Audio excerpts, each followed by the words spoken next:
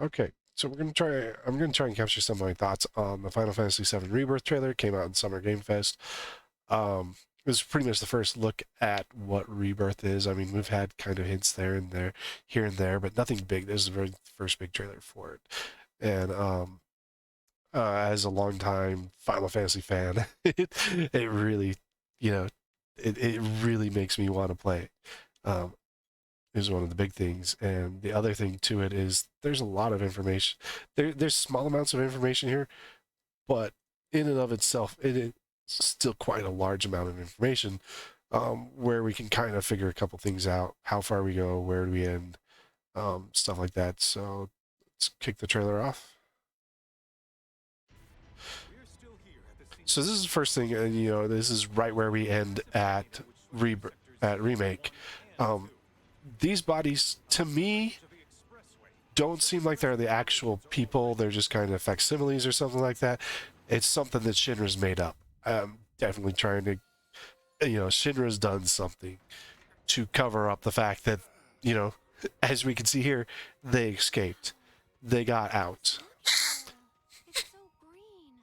Even after everything we've done to it, it's still going strong. It may look that way, but in reality, it's barely hanging on. See, and that's the thing is like Red seems to have a different connection to the planet than Aerith does. What's Cloud been doing these past 5 years? Where's he been? And you're asking me this? This line feels further like it's going to be down somewhere in Nibelheim. Cloud was never in Nibelheim 5 years ago. When we get into Nibelheim in that area, I think that's going to come out. It is the very essence of our star. The blood. This is a very important part of Final Fantasy VII is where we understand, the planetarium. They're connected to Sephiroth. Shadows of the man. This is referring to the Sephiroth clones that we first encounter that Cloud seems to have a connection to. So, and that is a underlying thing in Final Fantasy VII that the that attachment. And see, that's probably where the Nibelheim conversation between Aerith and Tifa actually exists. This looks like an exciting boss. I definitely have to say, definitely something that you're going to have to use some strategy through. Feast your eyes on the Turk's latest and greatest, Elena. She may be The, new, but she's still they're, Turk. they're definitely doing some good for Elena. I feel Elena was kind of never, really presented well previously, so got a little bit of the combat system information here. Not like a whole ton of it, which you expect. Definitely hitting mid guard because that's part of that before Nibelheim point. This combo combination player attacks where they didn't have that in remake. Depending on what it is, it's going to be great. They say she's a monster. So, I think the thing that Yuffie's afraid of there is actually Genova, not Sephiroth itself. Sephiroth is part of Genova. Genova definitely has a strong FF7 storyline piece. This is part of the 5 years ago cutscene, but that line didn't exist.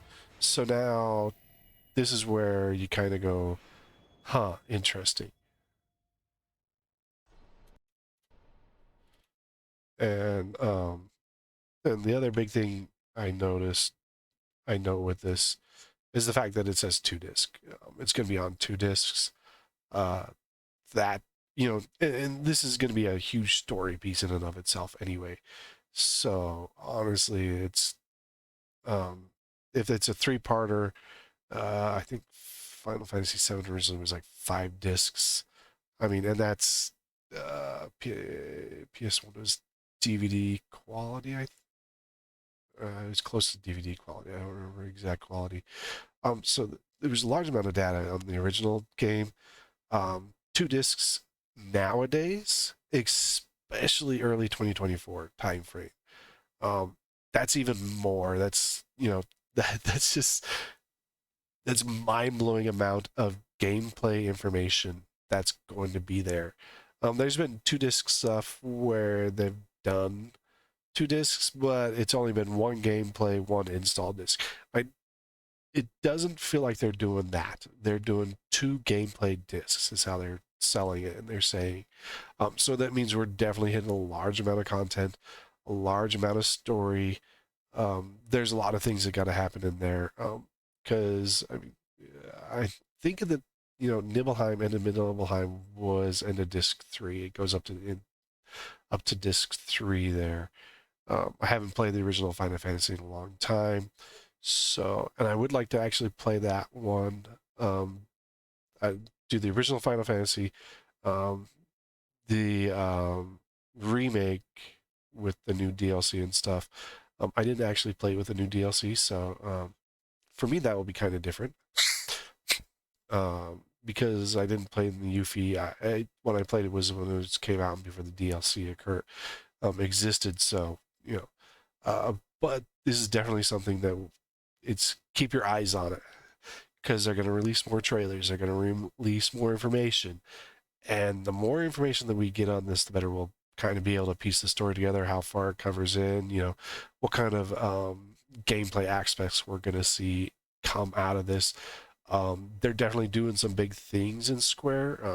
FF7 Remake was kind of the first big one where we kind of went open world away from the turn-based combat. Really kind of there. I mean, 15 was a little bit away from it. It's a little bit further from it. It's this, 15 is kind of like the start. Remake was really much bigger where, in fact, where you could multi-control characters and stuff. So, there was a lot of stuff that you could do there. So, that's still on the table of something that they'll do. 2 discs is a lot of data, though. Definitely, that 2 disc is something I'm going to sit on there. As new trailers come out, I'll definitely post a reaction to them and, my thoughts and feelings on them as they come out.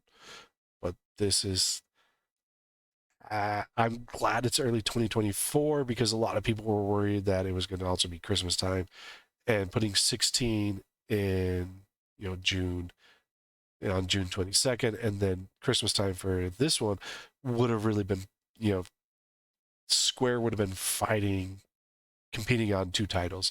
So putting in 2024 puts it so that we will, they're not competing titles. 16 will, have ran quite a bit of its course by then, and it'll be once a year type major title release. So where they go with this, I can't wait to see. that's the base step there. I can't wait to see where we go.